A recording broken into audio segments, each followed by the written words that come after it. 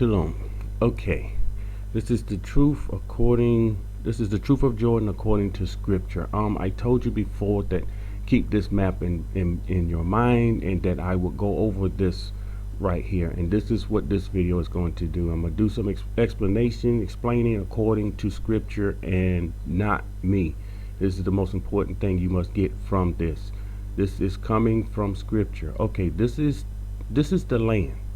And we see here, this is the Jordan, and we see half a tribe of Manasseh here, the other half is over here. Look at this. Then we have Gad and Reuben. And now the thing about this is the original. This is what was written in the law, but this is not what we see today. What we see today looks more like this, with this little strip, and here's Jordan and occupying this area here. And again, what happened from the original? And this is something that most people do not think about. They don't understand that this side of the Jordan and this side of the Jordan belong to Yasharah, and this is actually part of the land. You look down here, you see Ammonites. You look here, you see Moabites. This is very simple. Okay, first scripture. I have a lot of scriptures I have to go through. I'm going to try to get this in. If not, there will be two parts to this video. Numbers 35 and 14. You shall appoint 3 cities on this side of the Jordan. Let me show you again. 3 cities. This is before they cross. 3 cities on this side, and there will be 3 cities on this side. 3 cities on this side of Jordan, and 3 cities you shall appoint in the land of Canaan, which shall be cities of refugees. So this is where, if you look into the law, this is where they went to for refugee. Okay.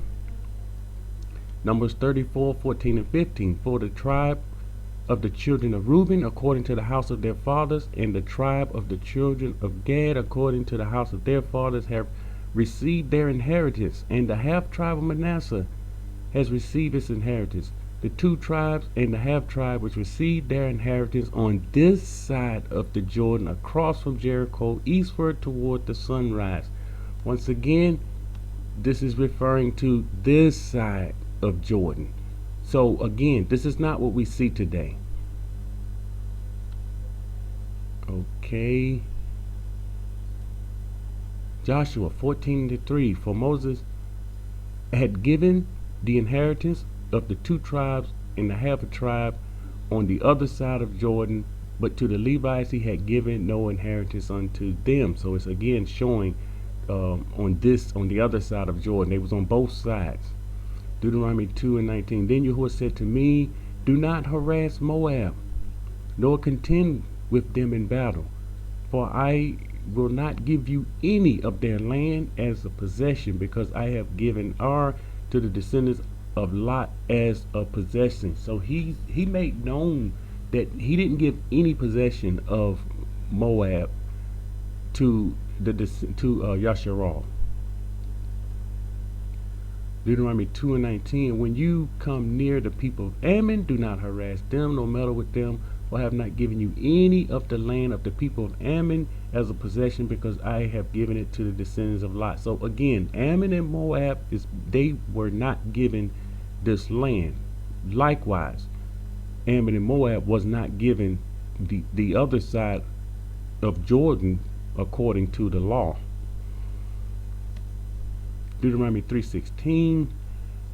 And to the Reubenites and the Gadites I gave the land Gilead as far as the river Arnon, the middle of the river as the border, as far as the river Jabbok, the border of the people of Ammon. So not only did they get that side, they went their land on the other side of the Jordan River. It went all the way to the border of the people of Ammon. That's very important. Deuteronomy 23:3. And Ammonite and Moabites shall not enter the assembly of Yahuwah. So we understand the story according to the law, what happened here. I'm not going into this. It says, even to the 10th generation, none of his descendants shall enter the assembly of Yahuwah Eulam forever. Eulam, this word means forever and ever. There is no ending to this. All right. This leads me to Isaiah 16. This is where some of our people that's in Jordan today, they say Jordan is where you need to be. Come to Jordan. Jordan for to hide ourselves from the spoiler. This is the scripture that they use. And some of our people, they blindly follow those that's over there, and they don't dig into the scripture to find out what's in the scripture according to Jordan. Let's get the whole picture. And this is the aim and the focus of this video, to give the whole complete picture. They come here, Isaiah 16:3-4. This is what it says. Take counsel, execute judgment, make your shadow like the night in the middle of the day, hide the outcast. Yes, we are the outcast. And it says, hide the outcast. Do not betray him who escapes from Babylon and all the rest of the lands where we were scattered. Let my outcast dwell with you, O Moab. Be a shelter to them from the face of the spoiler.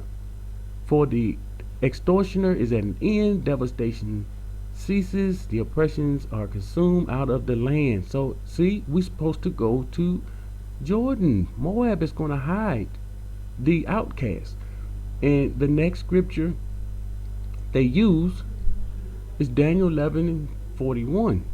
He shall also enter the Kadesh land, and many countries shall be overthrown, but these shall escape from his hand: Edom, Moab, and the prominent people of Ammon. So they say, see, right here, we see Moab, Edom, and Ammon, they will escape from the extortioner, from the evil one. Okay, now let's put these scriptures into perspective. Let's go over what's really going on, because you cannot understand Isaiah 16 by reading 3 and 4 and then jumping over to Daniel and reading that scripture.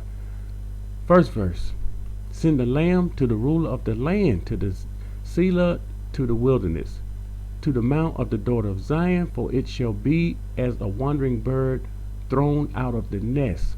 So shall be the daughters of Moab at the fords of the Arnon. I'm skipping 3 and 4 because I've already read them.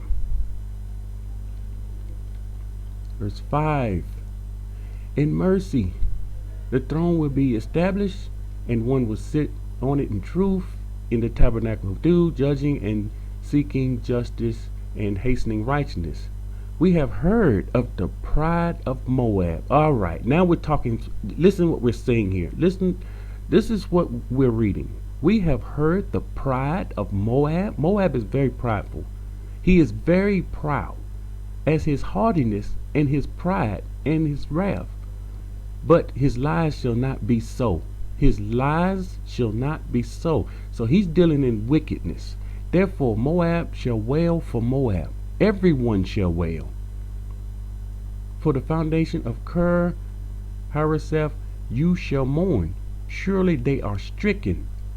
For the fields of Heshbon languished, and the vine of Sibmah, the masters of the nations have broken down its choice plants, which have reached to Jazer, and wandered through the wilderness. Her branches are stretched out, they are gone over the sea.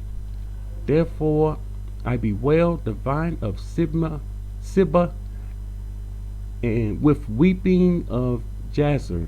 I will drench you with my tears, O Heshbon and Eliah, for battle cries have fallen over your summer fruits and your harvest. So what are we reading here? We're reading their fruits, their harvest. We're reading destruction, and we're seeing tears. We're seeing mourning. We're seeing starvation here in the land of Moab and Ammon. Look at this. Gladness is taken away. Wait a minute. I thought we were supposed to dwell with. I thought he's going to hide the outcast. I thought this is the wilderness, where the fruitful field, where we will have the opposite. No, something's going on here. Gladness will be taken away, and happiness from the plentiful field. In the vineyards there will be no singing. There will be no shouting. There will be singing and shouting in the wilderness. So what is this? What is this we're reading here? No treaders will tread out wine in the presses I have made their shouting cease. So they went from shouting, from happiness to sadness. This is therefore my heart shall resound like a harp for Moab, and my inner being for Ker hearers. And it shall come to pass, when it is seen that Moab is weary on a high place, that he will come to his sanctuary, Moab's sanctuary, to pray, but he will not prevail. This is the word which Yahuwah has spoken concerning Moab since that time. But now Yahuwah has spoken, saying, within 3 years, as the years of a hired man, the splendor of Moab will be despised with all the great multitude, and the remnant will be very small and feeble. So the remnant that will be left of Moab will be very small and feeble. This is not Moab hiding the outcast. I don't see Moab hiding the outcast. The word is for Moab to hide the outcast. But the problem is, Moab is not going to hide the outcast, because verse 6, he's a prideful man. He's very proud, and he's haughty, and he's a liar. So he is not going to do what was in the Most High's heart, which is to hide the outcast. He's not going to do that. All right. Let's see. Ezekiel 25:3 say to Ammonites, hear the word of Yahuwah. Thus says Yahuwah, because you say, aha, against my Kadash house when it was profane, and against the land of Yasharal when it was desolate, and against the house of Yehuda when they went into captivity. So here is a word for the Ammonites. They were happy. They was glad to see the people go into captivity. They was glad to see the land become desolate, and they done something. What did they do? Let's see what they done. This is the Zondakite, sons of Zadok, 8 verse 1. And during the period of the destruction of the land, there arose those who removed the landmark. So these people, Edom, Moab, they removed his landmarks, led Yasharal astray, and the land became desolate because they spoke rebellion against the commandments of the Most High through Moses, and also through his Kadash one. And they prophesied a lie to turn away Yasharal from Yahuwah. So this is what they did. They removed his landmark. Now, you know, if they remove his landmark, there would be a price to pay for that. Amos 1:13. Thus says Yahuwah, for 3 transgressions of the people of Ammon, and for 4 I will not turn away its punishment, because they ripped open the woman with child in Gilead, that they might enlarge their territory. Now you understand what I showed at the beginning. They had a small territory. They enlarged their territory. You starting to see what's going on here? Ezekiel 25:10.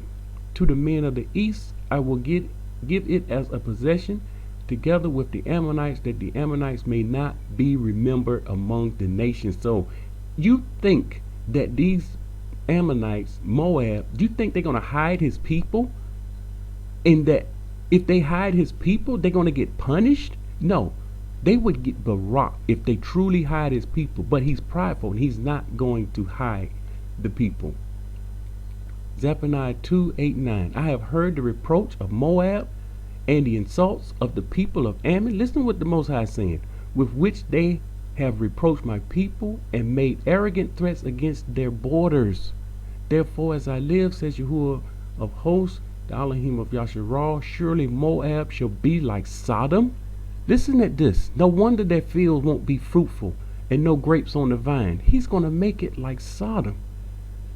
And the people of Ammon like Gomorrah, overrun with weeds and salt pits, and a perpetual desolation. We're talking a perpetual desolation that's coming for these people. You think this would be the reward for hiding the people? No, someone's being deceived. And the residue of my people shall plunder them, and the remnant of my people shall possess them. Okay, I didn't think I would finish this, and I will pick up in part 2.